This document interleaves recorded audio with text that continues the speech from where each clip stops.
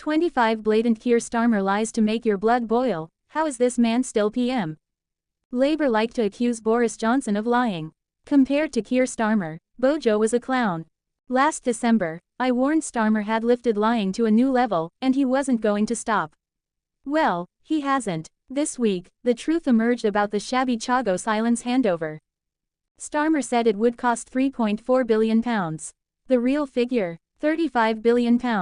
That's 10 times more than he claimed, and he tried to hide the truth from us. If that doesn't make your blood boil, here's another 24 times Starmer was economical with the truth. 1. The 10 Pledges Con. Starmer won the Labour leadership by promising 10 hard left policies, from scrapping tuition fees to ending the 2-child benefit cap. Once in charge, he dumped the lot. To be fair, that was a good thing. 2. The winter fuel betrayal. Before the election, he led pensioners to believe the winter fuel payment was safe. It wasn't. 3. The social care stitch-up. He also stayed silent on scrapping the £86,000 social care cap, then binned it without warning in a huge blow to the elderly. WASPy women abandoned. Starmer publicly demanded pledged, fair and fast, compensation for millions. 1950s women hits by the rising state pension age. He took their votes and dumped them after taking office. 5. Breaking his no tax rises vow. During the campaign, he repeatedly swore not to hike taxes on working people. Chancellor Rachel Reeves then hiked employers' national insurance NEET by £25 billion. The Office for Budget Responsibility calculates that 75% of the cost will be passed on to working people in lower wages and higher prices. Then lying about what he'd said. As I exposed yesterday, the Labour manifesto pledged not to increase NEET. Yesterday, the Treasury fiddled that, lyingly claiming Labour had stuck to its promise not to increase employee NEET. That after-the-fact lie is so blatant even my blood is boiling now. 7. Betrayed farmers. Starmer promised certainty to farmers, then hit them with inheritance tax on agricultural land. Hard-working farming families now face a lifetime of uncertainty. 8. Family firms misled. He vowed to work with business, then slapped knee and IHT on family-owned companies. Many firms will have to sell up when the founder dies, simply to cover the bill. 9. The black hole lie. Starmer and Reeves dishonestly claimed to have discovered a £22 billion black hole in the public finances to justify tax hikes they hadn't mentioned in the election. Outraged, the normally measured Institute for Fiscal Studies said the hole had been obvious to anyone who dared to look. 10. Interest rate fiction. Never trust Starmer around a number. He casually told Parliament Labour inherited interest rates of 11%, more than double the true figure of 5.25%. Didn't he think someone would check? 11. Brexit double deal. His EU deal was a backdoor return to freedom of movement, betraying British workers despite election claims. He also sold out UK workers in his India trade deal. 12. NHS outsourcing U-turn. In a bid to woo the Labour left, Starmer vowed to end private NHS contracts.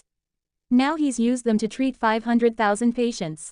13. The gender truth dodge. The PM can't even give a straight answer on what a woman is. Do they have penises? Don't expect a straight answer. 14. Cozying up to Beijing. Our lawyer PM talked tough on human rights, then embraced closer ties with Xi Jinping's China while clamping down on civil liberties at home. Labour was also buying green tech built by Chinese slavery, until backbench MPs forced a climb down. 16. The social care numbers trick. Boasted of an £880 million funding boost but hid that Labour's NI hikes will cost children's hospices and care homes £900 million. 16. Border control collapse. The PM's promises to smash the gangs behind channel crossings are meaningless. Nearly 50,000 illegal migrants have arrived since he took office. 17. Paying France to fail. Taxpayers send millions to France to stop the boats, and the French just watch them leave. 18. Freebie mania. Starmer's off-the-chart hypocrisy is shown by the way he's accepted more than £100,000 in gifts, including football and concert tickets, more than any other political leader in recent times. 19. Clothing cover-up. He also failed to declare £5,000 worth of clothes for his wife from donor Lord Ali. It was later repaid, but only after being exposed. 20. Accommodation perks. Oh yes, and Starmer also took free stays and other benefits from donors, fueling Freebiegate claims. 21. Beergate unanswered. Boris was forced out by Partygate transgressions, among other things.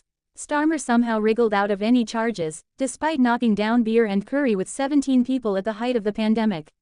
Apparently, it was necessary work. 22. Infecting others with his lies. Dishonesty spreads. I caught out Reeves on 12 rotten lies within months of taking office. 23. Russian Ara Ali hypocrisy. His housing minister backed reforms to stop landlords evicting tenants then hiking rents. Turns out she'd done it herself. In contrast to Starmer, she quit when found out. 24. Dishonesty culture. Labor's culture of double-dealing rolls on, with Starmer setting the tone from day one. RPM says one thing, does another, and thinks we won't notice. Boris was forced out of number 10. How is Starmer still there? Clarkson's farm star Harriet is collab that makes fans call for Top Gear return. Harriet Cowan, who starred on Clarkson's farm, has been making the most of her newfound fame by collaborating with a special guest, and fans are now begging them to join forces.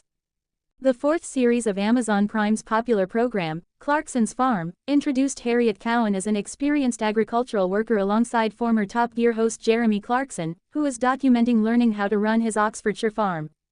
She joined the show as a temporary stand-in for Kaleb Cooper, who is capitalizing on his television fame through a nationwide tour.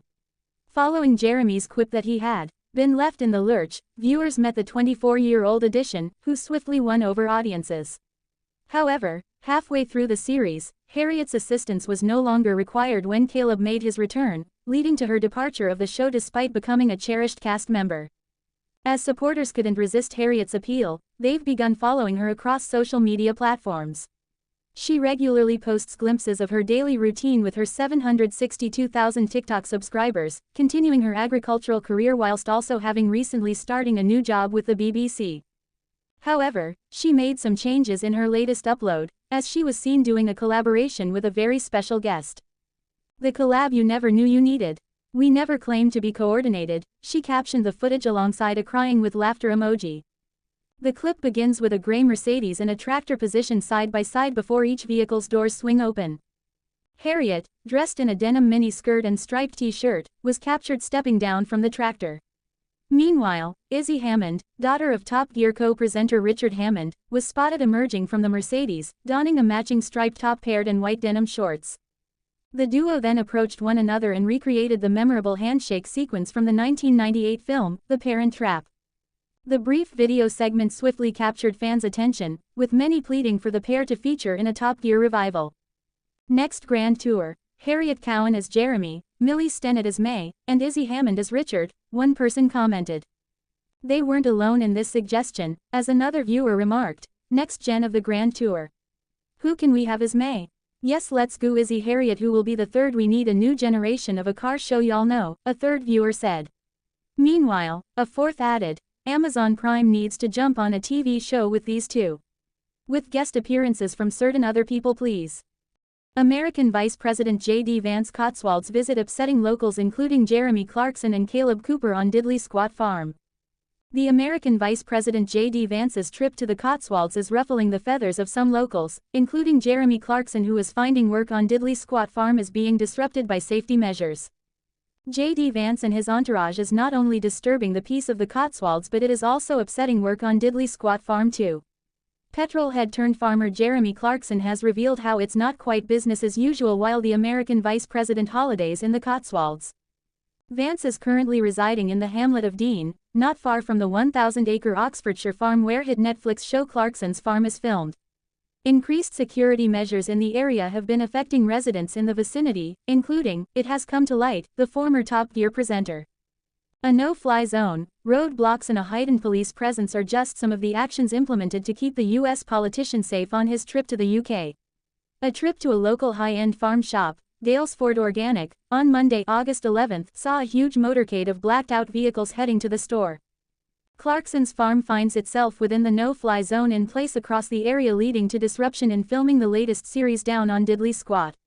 Sharing a photo of the no-fly zone map, Clarkson wrote, "We are the pin. So on the downside, no drone shots today. On the upside, no annoying light aircraft." Clarkson's trusty sidekick, farmer Kaleb Cooper, also found himself caught in the chaos with security arrangements standing in the way of him getting his work done. He also suggested the VP traveling with less of a fanfare would attract less attention to himself anyway. Kaleb said. My wheat got wet in the trailer last night as the convo stopped me in the rain in Chippy. I could have easily went on my way and got it in the shed without getting in the way. If he just drove around in a VW Polo, nobody would know who he was. Mr. Vance, along with his wife Usha and children Ewan, Vivek and Mirabelle, are currently residing in a Grade 2 listed country manor. He is renting the home, set within 6 acres and including a tennis court, rose garden, gym and Georgian orangery, from owners Johnny and Pippa Hornby, who bought it in 2017. Residents nearby have complained about the visit breaking the peace of the usually tranquil part of the country.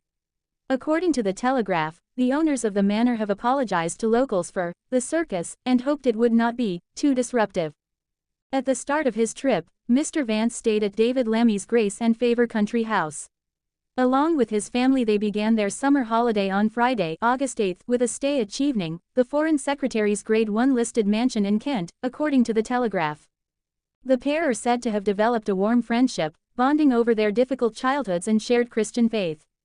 Mr. Lammy is reported to have attended Mass at the Vice President's Washington residence during a visit in March, and repaid the favor with the stay at his country home. On Wednesday, August 13, Mr. Vance is visiting RAF Fairford, home to troops from the United States Air Force's 501st Combat Support Wing and the 99th Expeditionary Reconnaissance Squadron.